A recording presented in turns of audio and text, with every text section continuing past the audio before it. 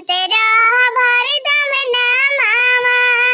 अब के लिए गुरु के ज्ञानवा। जपत रह हरदम नामवा। अपना मोहलिया से निकले गुरु बहिनी। अपना मोहलिया से निकाले गुरु बहिनी। अब हम लेहब गुरु के ज्ञानवा।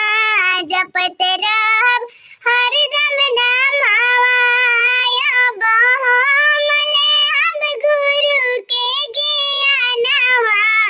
जपत रहब हरदम नामवा।